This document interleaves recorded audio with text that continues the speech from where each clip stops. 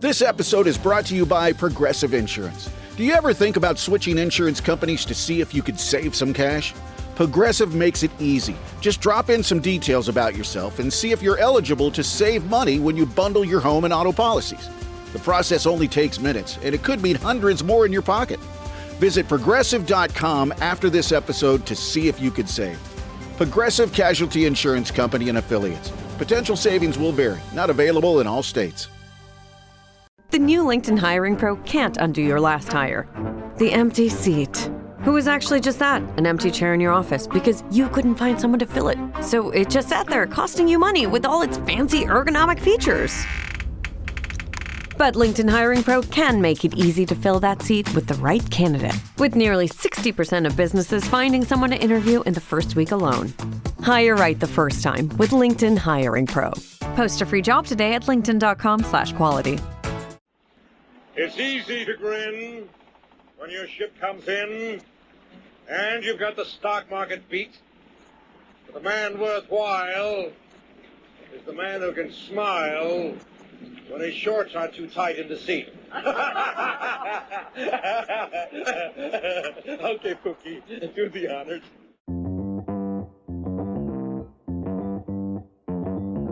Live from the basement of the YouTube headquarters, it's the Stacking Benjamin Show.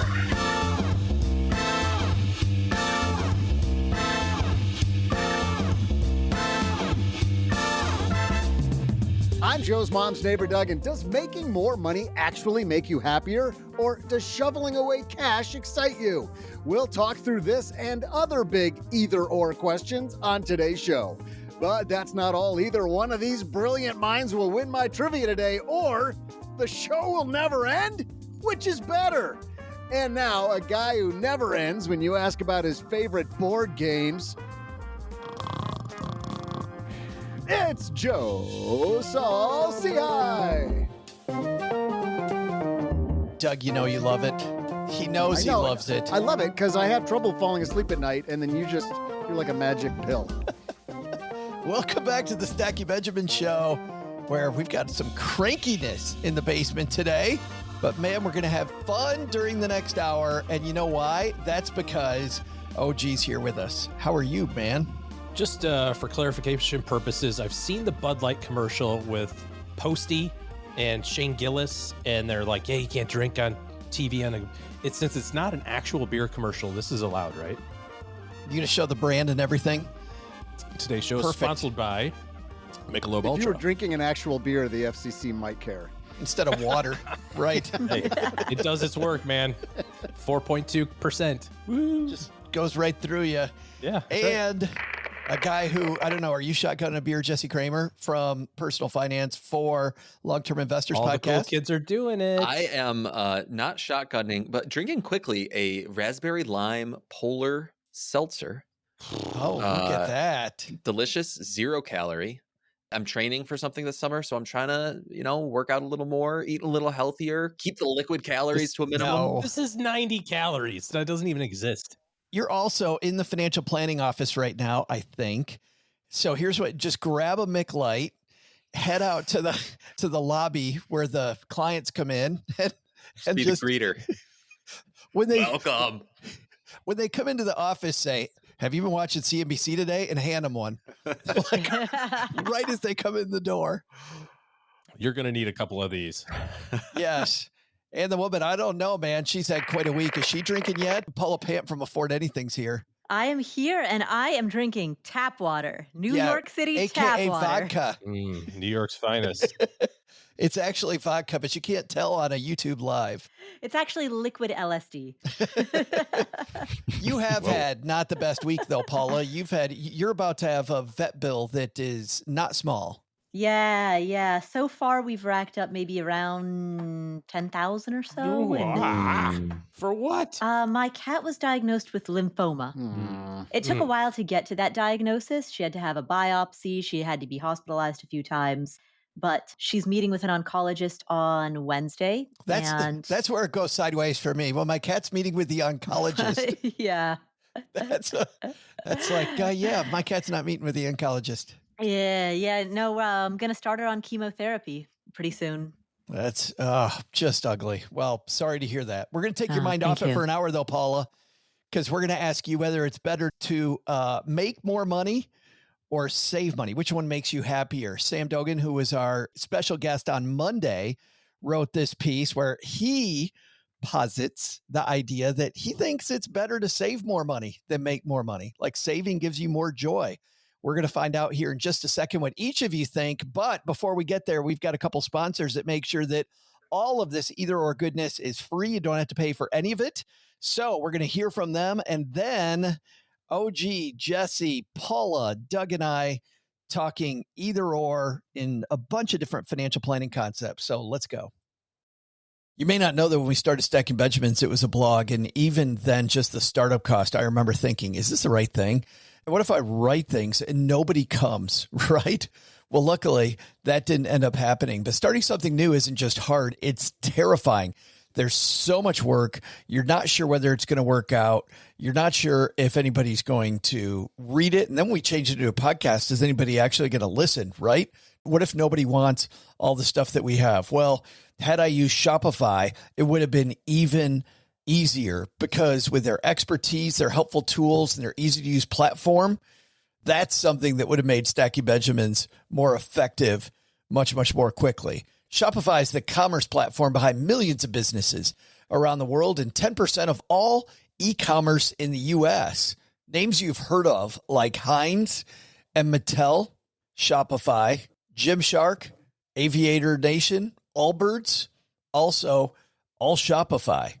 Get started with your own design studio with hundreds of ready-to-use templates. Shopify helps you build a beautiful online store that matches your brand style. And best yet, Shopify is your commerce expert with world-class expertise in everything from managing inventory to international shipping to processing returns and beyond. And did I mention that iconic purple Shop Pay button? It's used by millions of businesses around the world. It's why Shopify has the best converting checkout on the planet. It also helps boost conversions, meaning less carts going abandoned and more sales for you. So you're stacking Benjamins much more quickly. Time to turn those what ifs into with Shopify today. Sign up for your $1 per month trial today at shopify.com/SB. Go to shopify.com/SB. That's shopify.com/SB. Dell PCs with Intel Inside are built for the moments you plan and the ones you don't. They're for those all-night study sessions, the moment you're working from a cafe and realize every outlet's taken, the times you're deep in your flow and can't be interrupted by an auto update. That's why Dell builds tech that adapts to you. Built with long-lasting batteries so you're not scrambling for an outlet, and built-in intelligence that makes updates around your schedule, not in the middle of it. Find technology built for the way you work at Dell.com/Dell PCs. Built for you. Hey, Stackers, great news that we received after we recorded these shows. You may have heard this last week, but if you missed our greatest hits week, we are coming to Boston. Boston area Stackers, I will be there on Tuesday, May 20th at Idle Hands Brewing in Malden.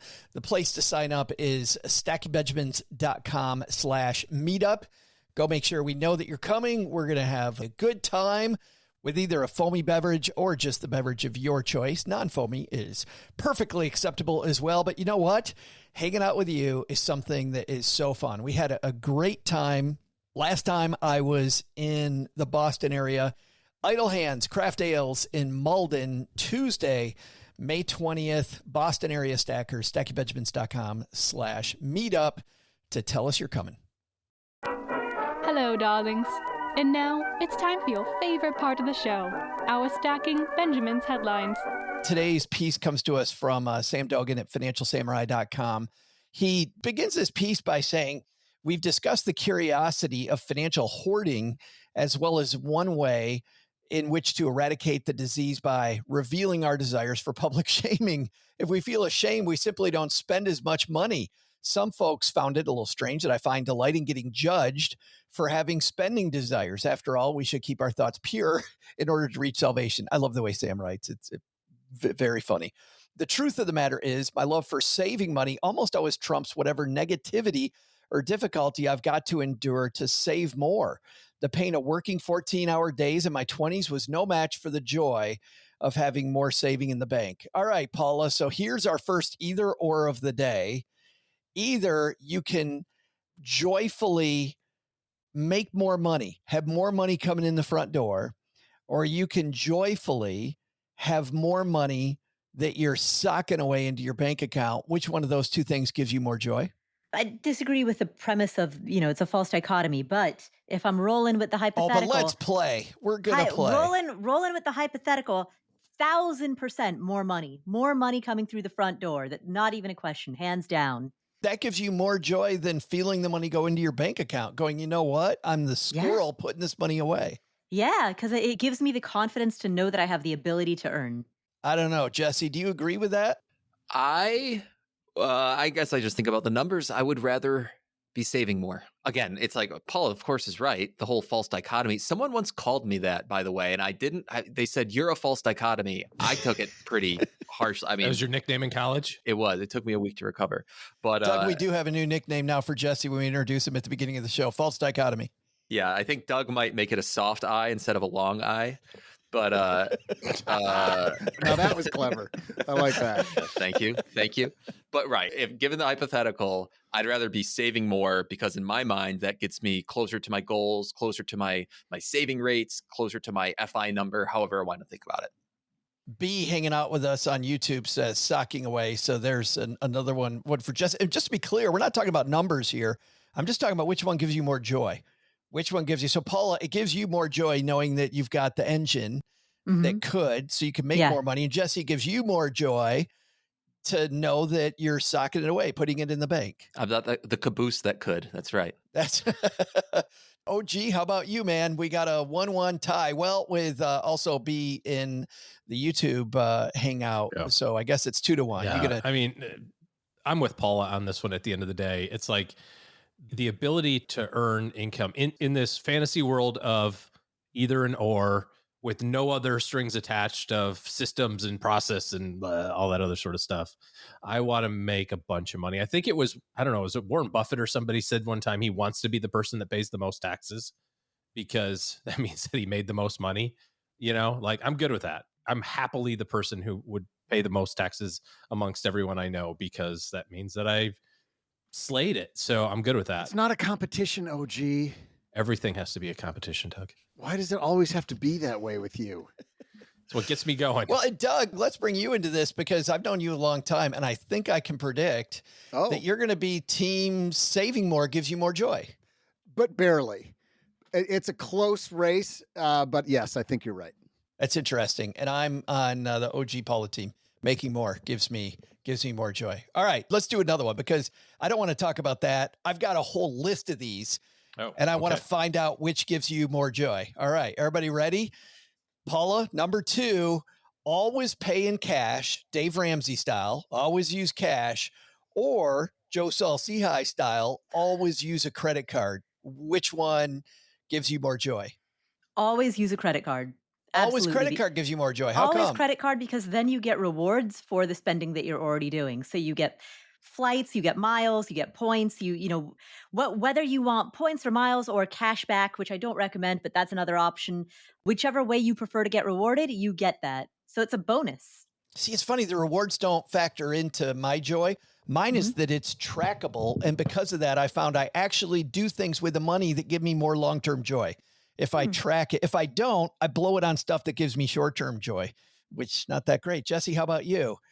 I am definitely an always use credit card person. Always credit card as well. There's a few situations in life where the staff force you to pay in singles, but other than that, I am always a credit card person. They take Venmo. That's unfortunate. That is slowly changing, by the the way, but you're right. It's you're right. The predominant sometimes form. there's a QR code tattoo right there, but How do usually we have so many experts in this area? I don't know if that's creepy. Just the other day, I was talking to Doug's mom about this very issue. She's like, I'll take Apple Pay. Oh, YouTubers, I'd love to hear where you guys come down on this too. So don't leave us hanging. Go ahead and comment as well and get in on this. OG, credit card or cash? credit card times 1,000. And mine has nothing to do with points or trackability. That's but funny. It's a safe out because I was just thinking about this. We had a storm come through a month or two ago. We have an arbor in our backyard and it has a cover on it. So it like extends, the usability of it if it's raining and helps block some sunlight. And the wind was so strong, it ripped off a portion of this arbor cover. And it's salvageable. Anyway, I have to build a new one if I want. I can't just even replace the one section. But it got me thinking about the time I did this when I built the thing to begin with. And I've talked about this on the show before, but the construction company who built it did a terrible job. And I worked with the company. I said, hey, this isn't good. Come back out. And they came out 3 or 4 times. Finally, the owner called and he says, I'm not coming out to your house again. It is how it is. And I said, okay. And I called American Express and I said, yeah, they didn't do the thing that they said they were going to do. And they went, no problem, sir. Gone. The whole cost of it was refunded by Amex. And they, Amex dealt with it. They're like, what did you do? How did you try to resolve this issue?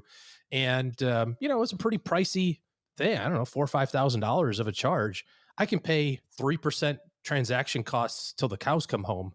And the ability to make problems go away if I can have another big company in my corner, so to speak. So credit cards times 1,000. And I take my reward points, Paula, in Amazon gift cards because I'm an idiot, but Story from a past show. We can work on that. We can work with that. We can work on that. Oh, we can upgrade that. Yes, absolutely. How many points do you get for what's the name of the specialist? Oh, the oncologist. How many reward points do you get from it? Don't get me wrong. There's nothing rewarding about that experience, but I got to imagine, Paul, there's a lot of reward. At least it's a free flight. Well, it's funny because when I came back, because I was in Panama the first time that she got hospitalized, and I was FaceTiming with the veterinarian, with her primary care vet from Panama. And so when I came back, I then had to pay the big bill. But of course, the veterinarians all knew that I was overseas. So they were actually joking with me when I paid. They were like, well, hey, this will give you the miles for your next trip. Yeah. You're like, not a joking matter. Too soon. Too soon, doc. That's exactly what I was thinking. Not funny. Doug, how about you? Credit or cash? Yeah, always credit. You guys taught me that. I think you did, Joe, a long, long time ago, because we were, this was probably back in the early 2010s. And it was, hey, we're going to use our debit card because we don't want to build up a debt. And you said, but that just means that's great. You're managing your spending so that you can pay only, spend what you can pay for in cash. But if you're going to pay it off, then just get the points. Why give up that amount of return? We get cash. I use a Costco card because we don't travel that much. Points on airlines and stuff just don't have as much value for me. I'm getting like $1,500 a year back for cash. They hand me a big wad of literally cash because it's too big for their gift cards or something. So I have to, they make me go to the manager's table and they're just like slapping hundies down on the table. They're like, a whale's coming in, everybody. Exactly. They're the back corner. They move the velvet rope and you get to walk through and everybody's and like, the guy's got money too. Yeah, what's going on with this guy? What's his customer deal? of the month, 6 years running. And it's fantastic. And then when I do have to spend cash, I've got plenty for that. All right. Next one up, financial freedom at 50 or luxury lifestyle until you're 70. Financial freedom early or luxury lifestyle until you're 70 and then the luxury is gone. Jesse, what do you think, man? I'm taking financial freedom at 50. There aren't too many things in my lifestyle that I feel I need to be luxurious on. So I'll just take financial freedom at 50 and live my solid lifestyle and be pretty content with that. Paula? Oh, can I ask a clarifying question? Are we talking early retirement at 50 or we just mean like optionality? We're talking financial independence, retire early at 50. Okay, but we're talking it doesn't answer my question. So we're talking the FI part or the RE part? We're talking the FI part. Let's talk the FI part. Okay, yes. Just the FI part, FI by 50 for sure. Okay, give up a little bit, but be financially independent. Yes. Heck yeah. OG, how about you? I also have a clarifying question. So at 70, I'm completely out of money or? Yeah, at 70, you have to downshift big time because it's rice and beans from 70 on. From 70 on. Okay, second qualifying question. What if all the lifestyle up to 50 is also super luxurious, therefore my FI number is monstrous at 50? Because then I pick 50. Like who's Perfect. deciding what this fire thing is? Because I mean, honestly, it's all in the eyes of the beholder, the thing right? we talked about with Jonathan Clements and when Wes Moss was here, which was grind it out till 50 and then financial independence or party hard early. But this is party till 70. I mean, this is good. Yeah, I mean, I'm taking the 50, but in the context of whatever I believe is fire at 50, then sure, obviously. All right, Doug. Well, I mean, luxury for me is a day's in. So I'm good with fire at 50. Absolutely. I'm living it right now. It's fantastic. Well, and this is actually an interesting side discussion because as Cheryl and I were on a walk a couple days ago, and I'm like, there are things now that I think are really fun that I didn't even consider before. And I realized that fun, Jesse, it's almost about what you were talking about earlier, that there are things, you like the way you live now. I was thinking that when I was a kid, we went camping all the time, and it never occurred to me we went camping because we didn't have much money. We just love camping.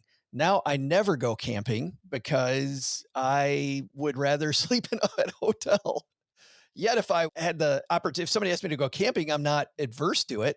But now staying at a really nice hotel, which we could have never afforded when I was young, is now something that I will sometimes choose to do. Joe, are you familiar with the term glamping? Have you heard of this? Yeah, it looks like so much fun, doesn't it? Paula's on board. Look at that. This might be your solution right here. You can get back to your childhood roots of spending time in the woods, but still get the pampered experience that your soft underbelly is now used to. With the Westin bed and a hot tub. It could be the best of both worlds. And you can go glamping in the middle of New York City. Are you kidding me? Yeah, no, seriously. There's glamping in New York City on. Is that what they call the unhoused now? That is so wrong. No, it's for people who also have apartments. It's either Roosevelt Island or Governor's Island. It's one of the two islands, but it's like the island in between Manhattan and Brooklyn or Manhattan and Queens, so you get views of the skyline and you're glamping in a tent. Wow. Yeah. I do think, though, that there are things that I just didn't consider. And I'm like, yeah, I don't know if I'd like those or not. I just don't consider it because I don't have the money, And as life changes, you just, what turns you on kind of fits the bill.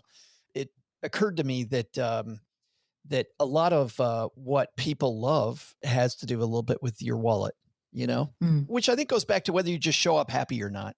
It isn't always about the money. It's just whether I show up to my life happy on a daily basis. All these people that say I'm going to be happy when I could be happy camping, I could be happy on a high-end hotel, I could be happy where glamping in New York City, whatever it might be. All right, let's do one more before we get to the big competition in the middle of today's show. We were talking about credit cards. Let's do this one. Ignore your credit score or obsess over it. Which one high credit score make you feel way better? Or does ignoring it, this is not about numbers or facts, it's about what makes you feel better. Doug, I think that you are a guy that appreciates having a very high credit score. Yeah, but I'm not obsessing over it. It makes you happier to ignore the credit score, or does it make you happier that you have a high credit score? Well, no, I mean, so it links to the last question because I know that I'm paying everything off. I'm debt free, and so I'm paying everything off every month. What do I know the score is high. So ignore it. Ignore it makes you happier. Yeah. Jesse, how about you? Definitely in the ignore it camp. Definitely. Again, going back to the false dichotomy. But if these are my two choices, there's no way I'm going to obsess over my credit score. It's simply not consequential enough. I'd much rather ignore it if those are my two choices. It's just the one that makes you happier. It is just the one that makes you happier ignoring it. I don't know what my credit score is. My credit score sucked for so long, as you guys all know, that I'm happier knowing that I have a high credit score now. I wake up every time I see my credit score, you log into your credit card and they have the thing that shows your credit score just when you log in there is a service they do. That gives me a warm fuzzy now, knowing that I was able to turn that battleship around. OG, how about you? Yeah, I'm in the credit score knowing game. Absolutely. It's just tied to too many things. Like it's, it's tied to your insurance costs. It's tied to interest rate costs on other products. And it's just, yeah, I know what it is. Take care of the pennies and the dollars will take care of themselves, OG. Yes. And I will throw a little shade to Doug about the I don't pay attention to it. I'm pretty sure that I've seen Doug text me pictures of his credit score from Citibank. Well, dude, 849. What's up? And I'm like, good job, buddy. That damn East German judge didn't give me a perfect score. I will exactly. That's a good one, Joe. No, I did do that, and it was because I was super annoyed. After we paid off the house, had everything, we were just totally paid off. Everything, cars, houses, everything was paid off, and it went down. That's when I'm like, I sent the picture, and I'm like, WTF? How does this make sense? It's all the way down to 825. What is happening? Yeah. Back to, by the way, whether you use credit cards or cash. B joined in, and I missed this earlier, B, using credit cards or rewards also. So I think we were unanimous on credit card versus cash. It's so all of us, anti-Dave Ramsey, apparently. Paula, we got 2 on one side of this, 2 on 2, love the credit score, 2 love ignoring it. Which one makes you happier? I used to love knowing my credit score, and over time I have shifted towards ignoring it. So now I am in camp ignore it. I think that's a healthier place to be, actually. But I think, man, I'm just so happy knowing that that's a nice number, and I can go get myself in debt trouble again anytime I want to.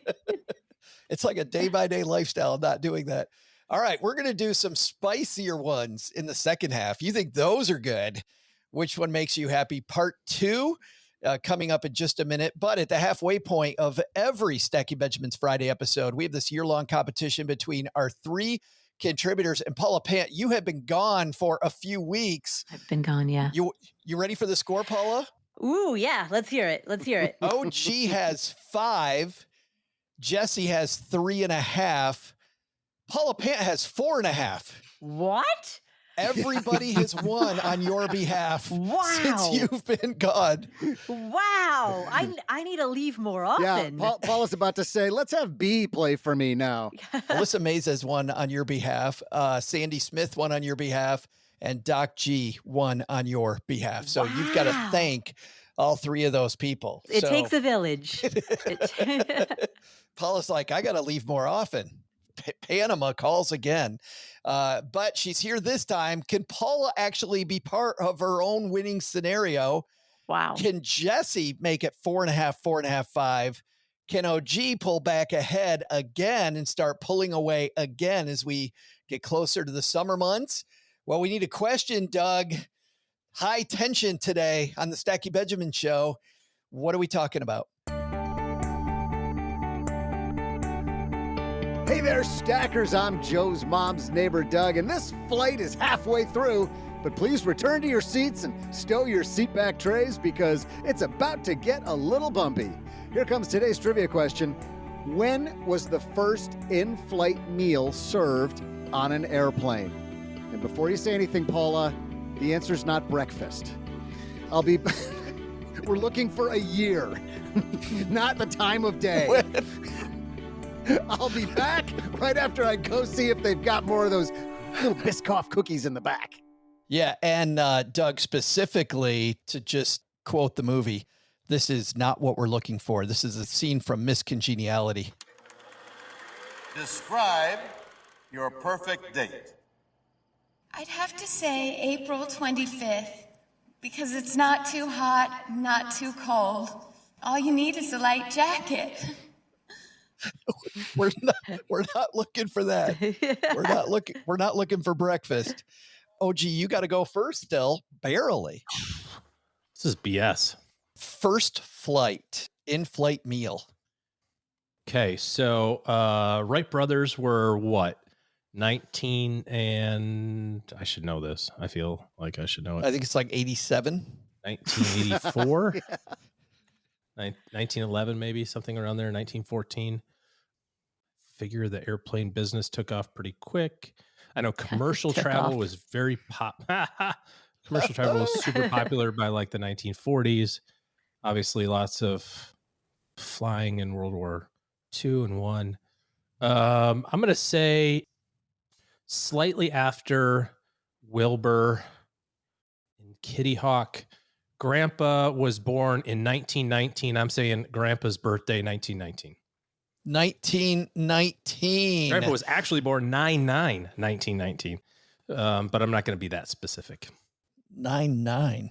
Wouldn't that be wild if it was 9/9/1919? That would be. Who's next? Paula, you're next.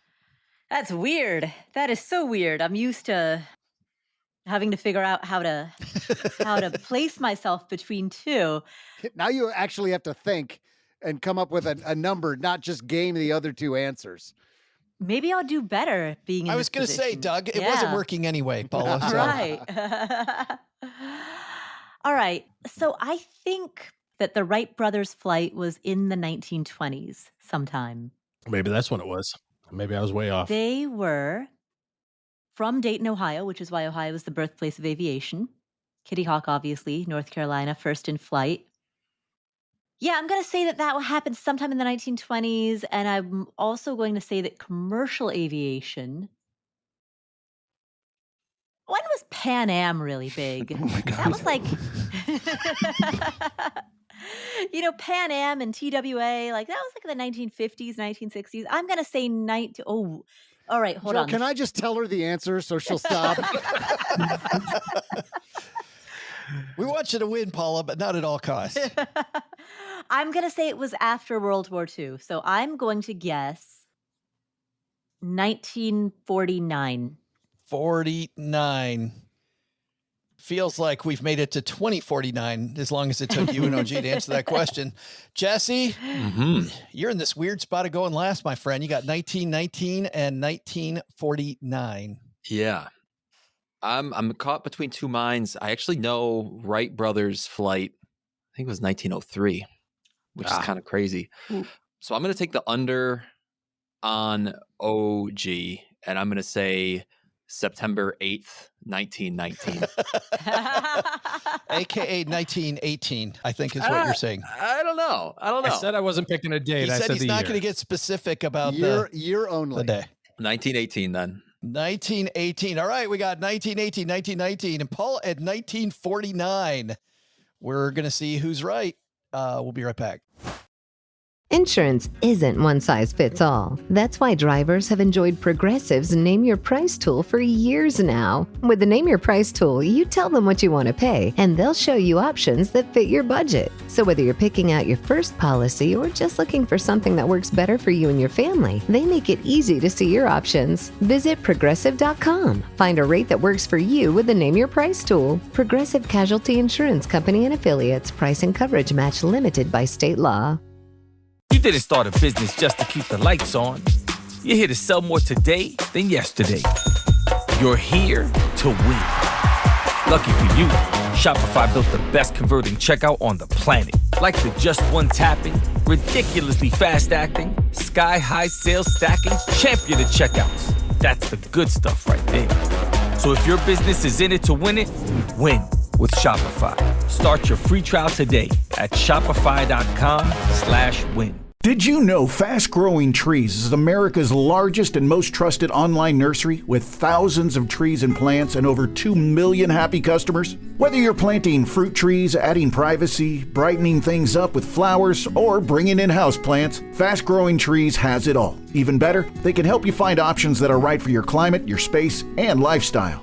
Click Order Grow. Every plant arrives healthy with the Alive and Thrive guarantee straight to your door. So if you're ready to get planting, this is the moment. Right now, they have great deals on spring planting essentials, up to half off on select plants. And listeners to our show get 20% off their first purchase when using the code WWO at checkout. That's an additional 20% off. Better plants and better growing at fastgrowingtrees.com using the code WWO at checkout. Fastgrowingtrees.com, code WWO. Now's the perfect time to plant.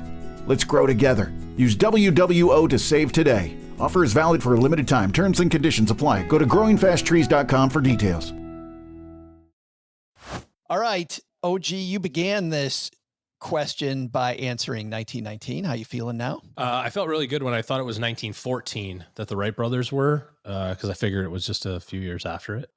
But now that I have been so advised that it was 1903, I feel like I am way way off. But the question wasn't about that. It was about Paula's way, way, way off. So I feel was better about that. in-flight meals. And Paula, that I could know, have been but much I mean, later. did the Wright brothers bring a sandwich? Like, did they, were they pedaling and the plane was going and the one was, Can you see the two of them and their flight attendant?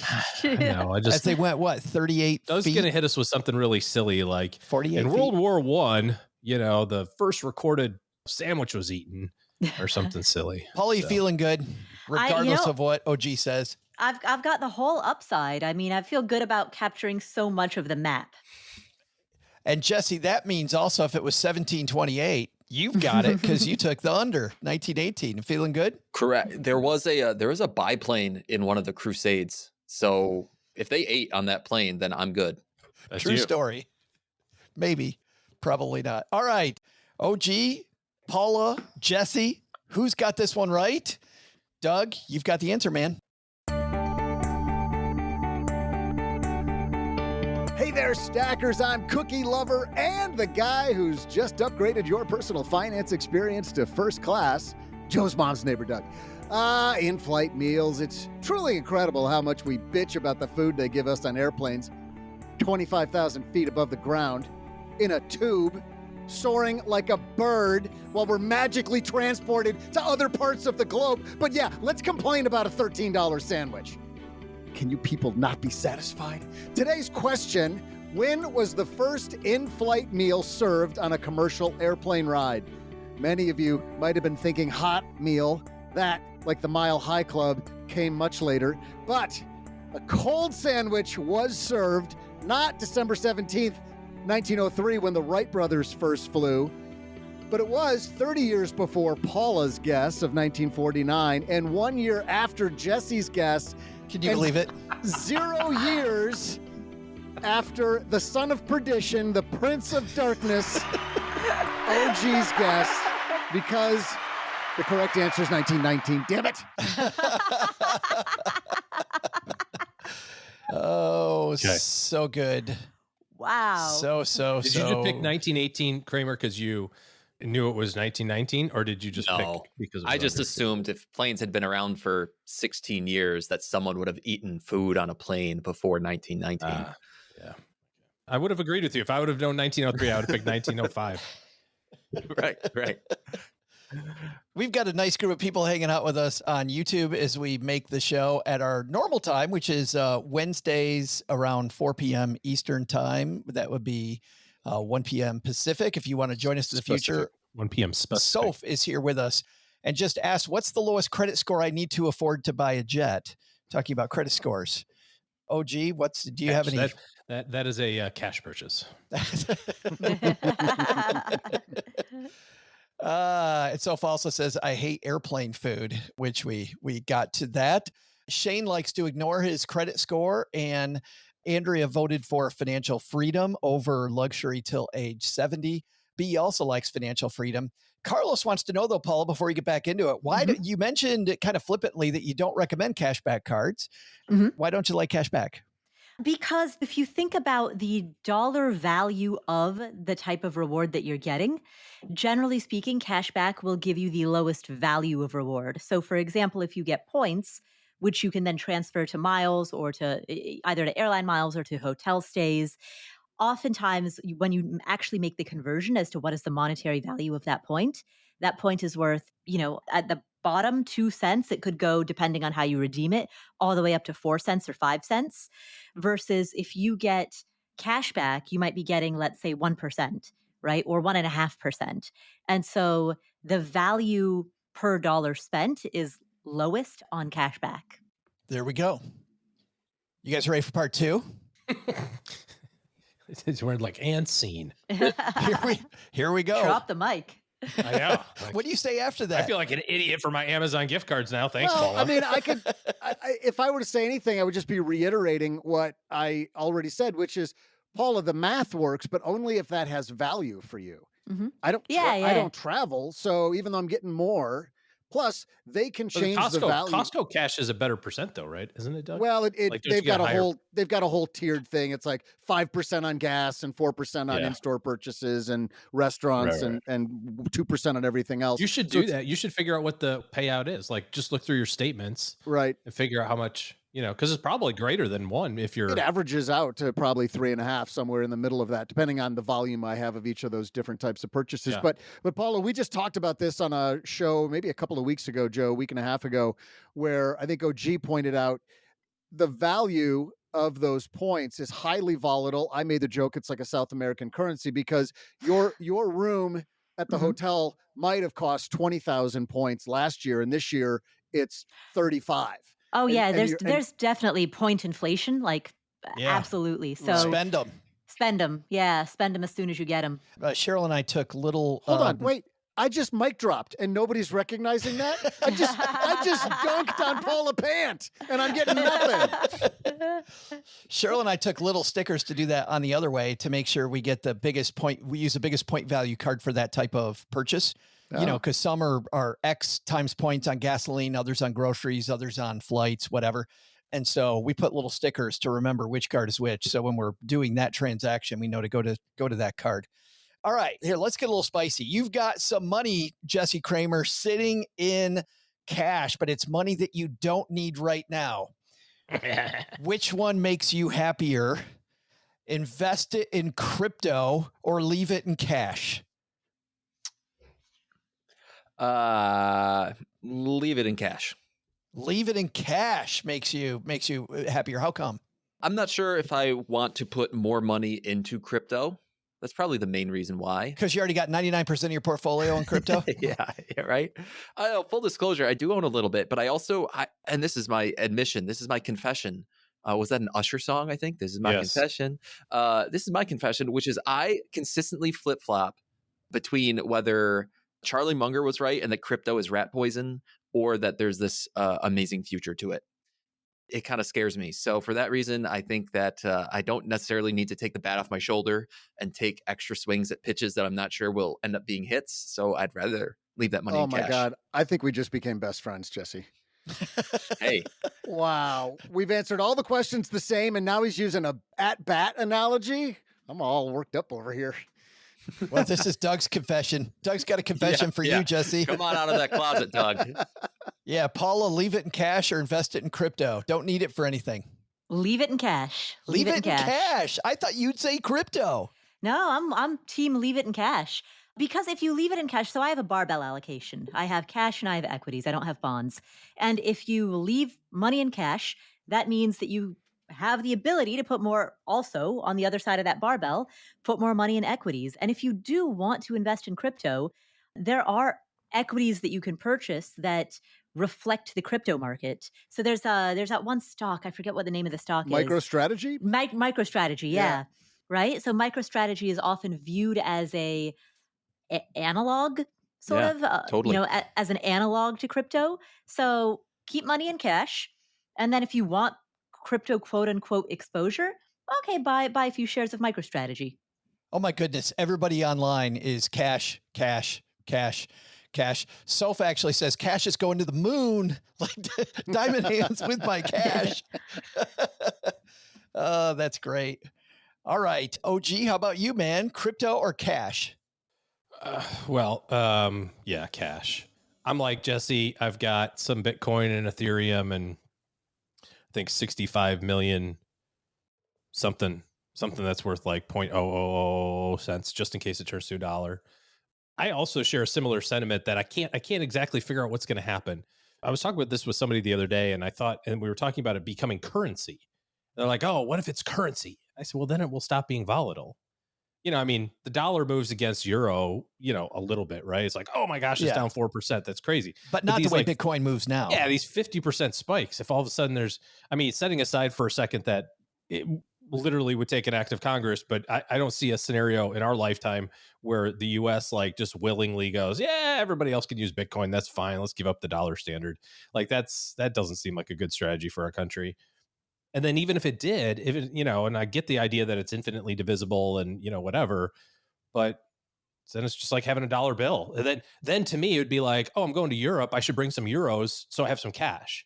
Oh, I'm going to Argentina. I should bring some Bitcoin because that's what they use. You would use it interchangeably at that point. It ceases being, an investment and just becomes more of like an arbitrage opportunity. Or, you're going to buy a condo in Spain. You're probably going to pay for it in euros. It's just easier to do than trying to do it in dollars. So I don't know. Anyway, to answer your question, Cash. Yeah, B hanging out online says crypto is tulip bulbs. And I love your point, OG, because I don't know. Part of me thinks it might be tulip bulbs, going back to the Dutch tulip thing. But part of me thinks, well, wouldn't it have been tulip bulbs already?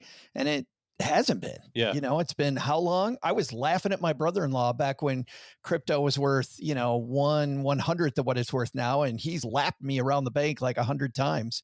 Well, I'm like, really? You're going to buy this stuff? Joke was on me. So who knows?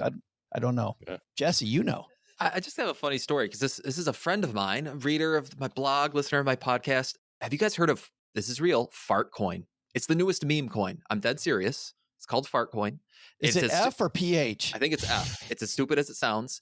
And he recently made like $5,000. This is a person I know, made like $5,000 on Fart Coin. And just so we're all on the same page, the only way that anyone makes money on something called Fart Coin is because other people are dumping money in and you're pulling your money out, right? There's no like intrinsic value being created there, like in a stock or in the economy. It really is just who's the last person holding the bag. And so I don't know, do Bitcoin like or gorilla posters or something or whatever they were. Yeah, exactly. Going back those to the earlier NTFs or NFTs, NFTs, yeah. Oh my God. NTFs. And so it's like, I don't know, do the other coins, does anything out there have an actual use case that's going to give it a value other than someone coming in later and paying more than you paid? I mean, that's the $1 trillion question. Also, what you were saying, Paula, MicroStrategy, I was just looking it up because I was curious myself. They hold a lot of Bitcoin on their balance sheet. Like they are a pseudo like Bitcoin treasury. Right. And the company is valued at $100 billion. They have 33 billion of Bitcoin on their balance sheet right now. Just for anyone listening. It's pretty crazy. I think we got to come up with some names around Fart Coin. Like when you're buying it, like, are you farting when you buy it? I got to fart, which means I'm going to buy more. If you haven't heard of it, it's because it's silent but deadly. I'm hanging on to some of those Haktua coins, Haktua person coins, thinking that might come back. I mean, the market cap of Fart Coin right now is 1.19 billion. What kind of world are we living in? Fart Coin. It was created in October of 2024, and here we are. There's $1 billion. People have put $1 billion into this thing. Unreal. All right, let's do a couple more of these guys. This one, it's important to remember which one makes you happier. Does it make you happier investing in index funds or happier with individual stocks? Paula, which one makes you happier? Okay, if the question is happier in terms of the dopamine spike, individual stocks, because I like the experience of being proven right when it goes well. And when it doesn't, I tend to just kind of gloss over it and focus on the wins. So it's the opposite of negativity bias. That's fabulous. OG, how about you? In individual stocks as well or index funds? No, ETFs. I spend so little time looking at my individual portfolio.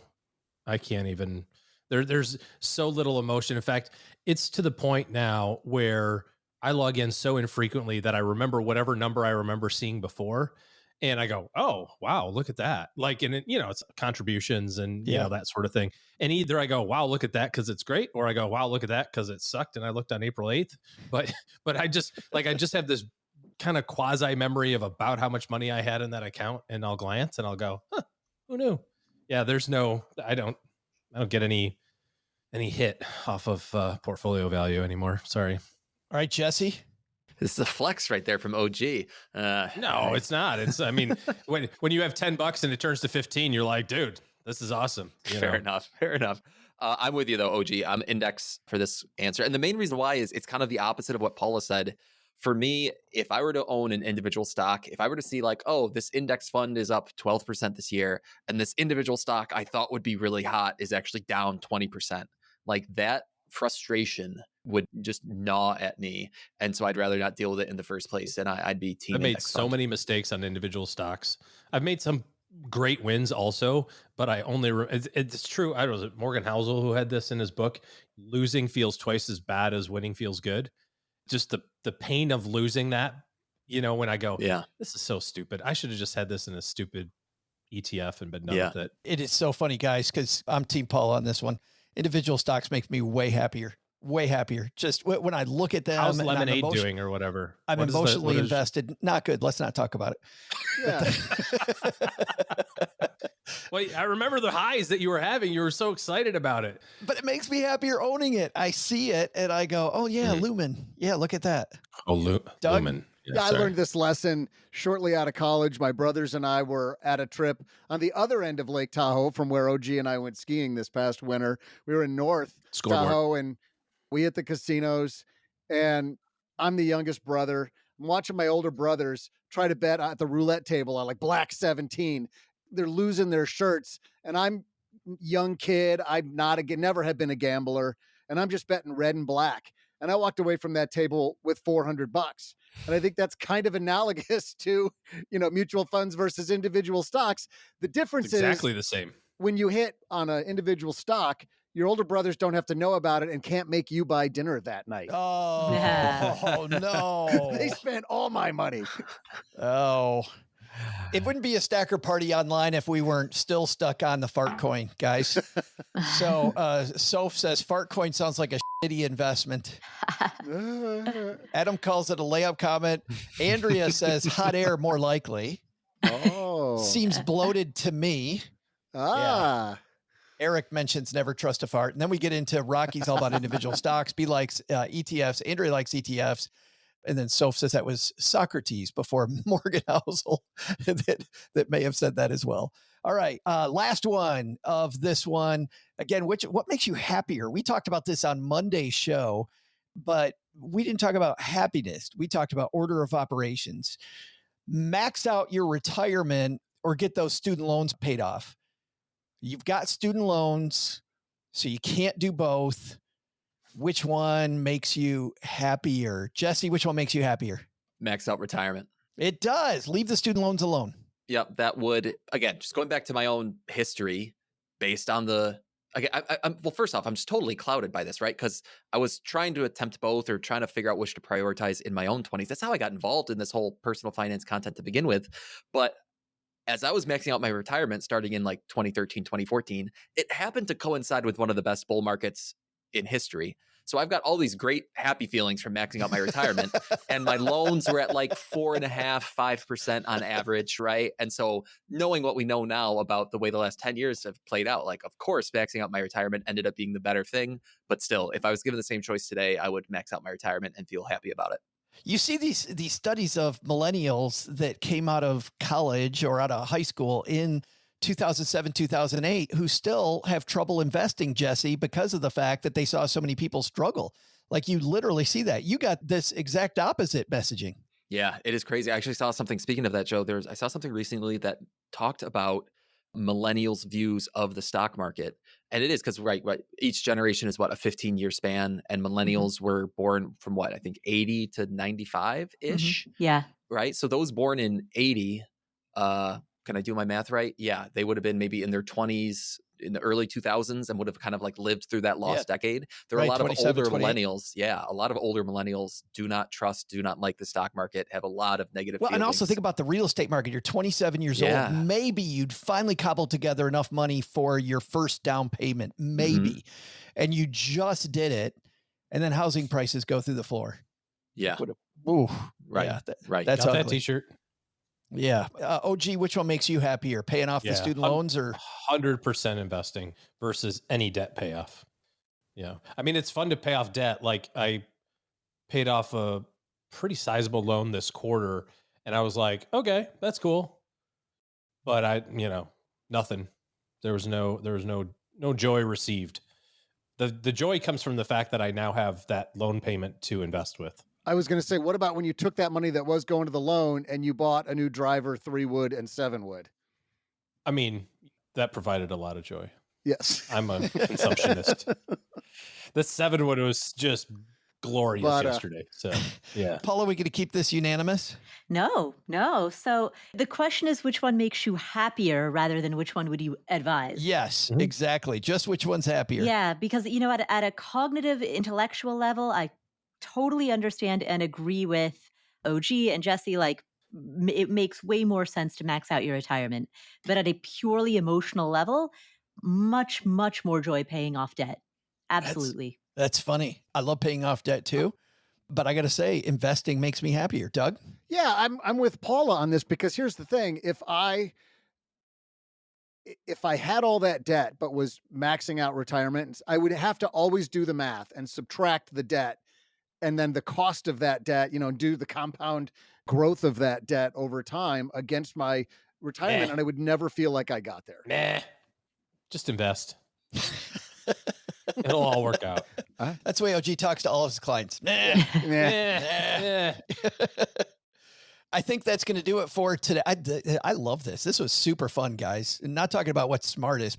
What I think is a good lesson here is what makes us feel good isn't always the right choice. And so sometimes doing the right thing, not exactly what Doug's 12 years old. I would say, so on that, Joe, I would say that quite often doing the thing that does feel the best is best for you, because in all likelihood, that's the thing you're going to stick with. If debt makes you uneasy and you're stressed about it, and that would provide a lot more comfort for you in your life, then yeah, you should pay off the debt. No different than people who, like my example on my house, right? Everybody's like, oh, 2.5% mortgage. You got that for 30 years, right? Nope. I've got it for 15 and I'm paying extra.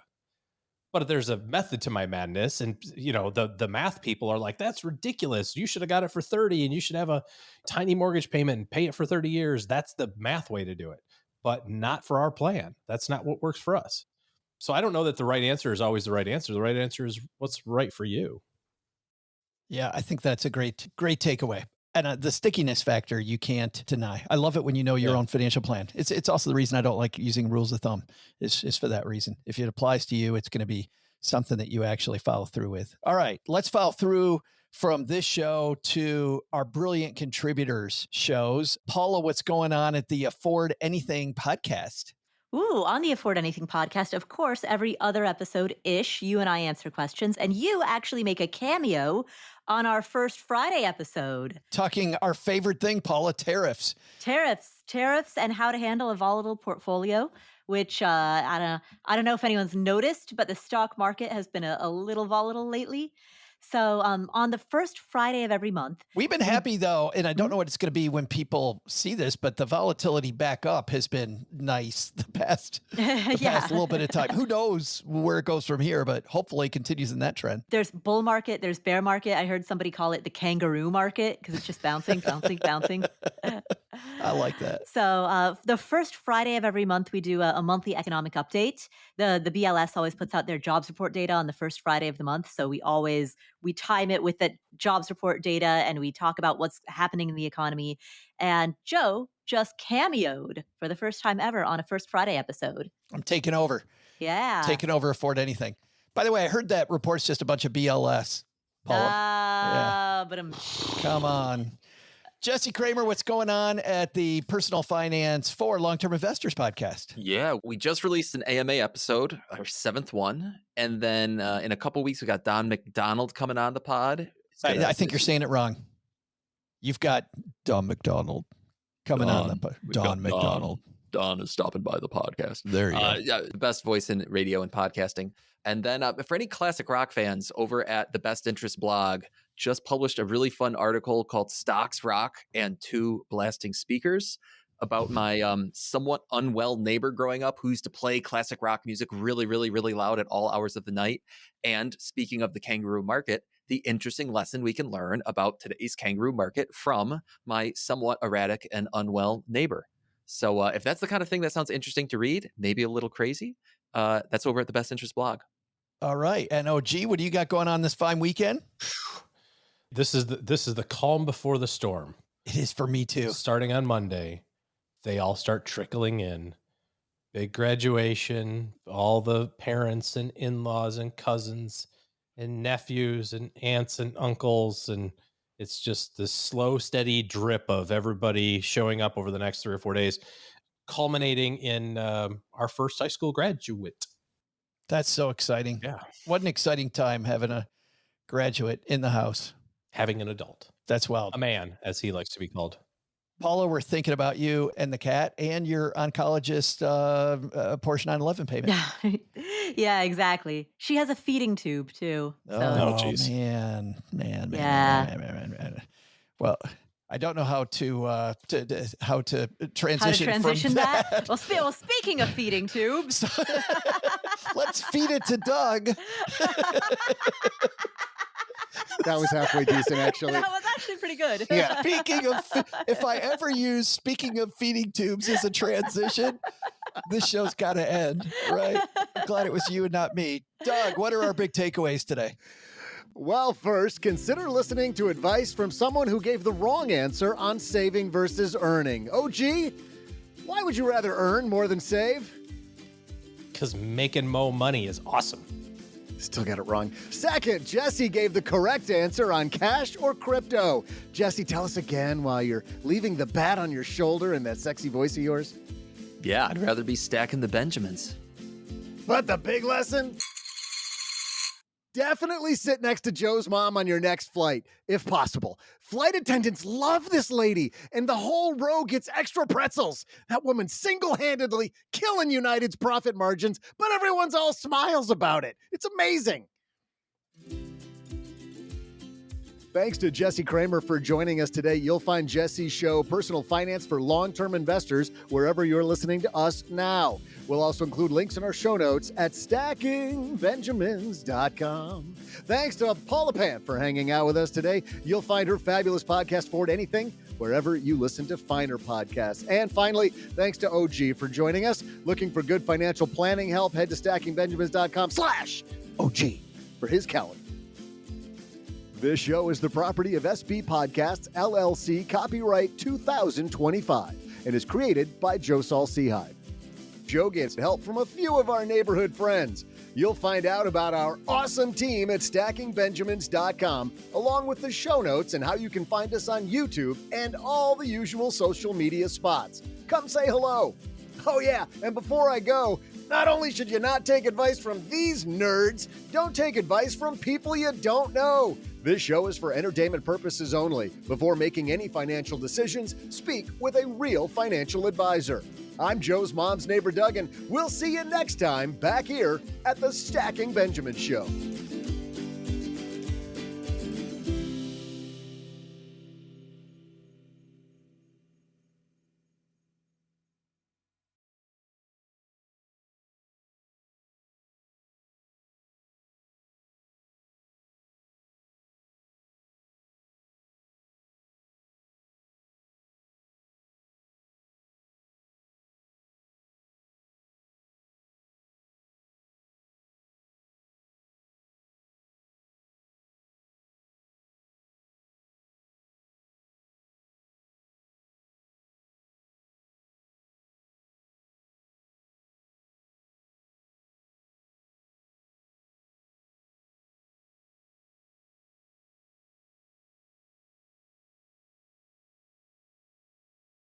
Welcome to the after show. This is the part of the show that doesn't exist. We haven't done an after show on a Friday in a long time. Stacker Robert sent me a comedy clip that you guys may have heard. I'm going to play just a little bit of this, and I'm going to ask if you've ever been in a similar situation because, Robert thinks that sometimes the world of business is fun. This is comedian Jay Larson. I have a question. Your cell phone rings and you don't recognize the number. What do you do? Ignore it. Don't answer it. Not me. I like life. The other day, my cell phone rang 917. That's a New York number. I didn't know who it was. I picked it up anyway. I hit talk. I said, hello. Guy in the line goes, hey, Bruce, what's going on? My name's Jay, not Bruce. So I said, nothing much, man. What's going on with you? And he said, I'll tell you what's going on. I just got an email about the budget. It's supposed to be $15,000. Now it's $10,000. And I'd like to know what's up. I got excited in my chest. I grabbed the steering wheel. I was like, okay, focus. Your name is Bruce. There's a budget. It was $15,000. Now it's $10,000. No one's happy about it. That's all we know. That's all we know. So I just repeated back to him what he said to me. And I go, 10,000 is supposed to be 15,000. He goes, yeah, I know. Well, I just got an email and now it's 10. I go, listen, man, I don't know what to tell you. I've been on the road all day. I haven't even seen it. And he goes, did you send this out? I give him some attitude to Bruce. I didn't like it. I said, listen, man, the budget was $15,000. We had a couple extra expenditures. It went up to $16,200. I reworked it, got it down to $14,700. I had $300 to play with, so I called it $15,000 and I sent it out. And he goes, yeah, well, now it's $10,000, man. And I was like, oh my God, that worked. That worked. Phase 1 complete. Well, people can look up Jay Larson and can hear the rest of that because that goes on for a good 5 minutes. But I'm wondering if, and OG, that sounds totally like something you would do.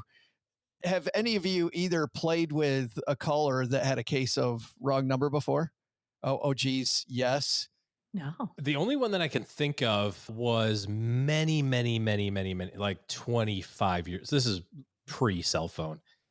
The person was, it was from AT&T, and they were selling like international calling minutes, privileges, minutes, something. Yeah. And I was so bored. I just remember sitting in my bedroom talking to this guy going, well, sometimes I make calls to Egypt. And he's like, oh, well, our Egyptian rates, and he's like, and like he was putting together this package of Egyptian rates and Japanese rates. And, I got so many minutes to France and so like, or whatever the hell they were selling. And it went on for quite a while. I don't remember how long, maybe an hour. And then I was like, I don't know. I think I'm going to call MCI and see what they can do. Click. I feel pretty bad about that because being in professional sales in some way, shape, or form, that would really ruin my day. So hindsight, I would not advise that. But cell phones, kind of all bets are off. If you're going to call my cell phone and you type the number wrong. If you're calling me. Yeah. Yeah. What did you do, Doug? I love this story. I'm so proud of myself because I'm pretty sure I got at least 2 people fired. Wow. Okay. Zing. I was mad I cost the sales guy an hour. Doug's like, I'm taking heads over here. Oh, yeah. That's a good lead-in. Probably at least one of them was at a Fortune 50 company. And the other was at a little small company in my town. When we bought our first house, get the phone line established. Remember what a hassle that was, getting that taken care of. And we just get the number they give us and don't think anything of it. And after we'd been in the house for, I don't know, maybe a month or two, not long, I start getting, remember the old answering machines with a little cassette player on it? I start getting, while I'm at work, I'm getting calls for a local deli. Little stuff.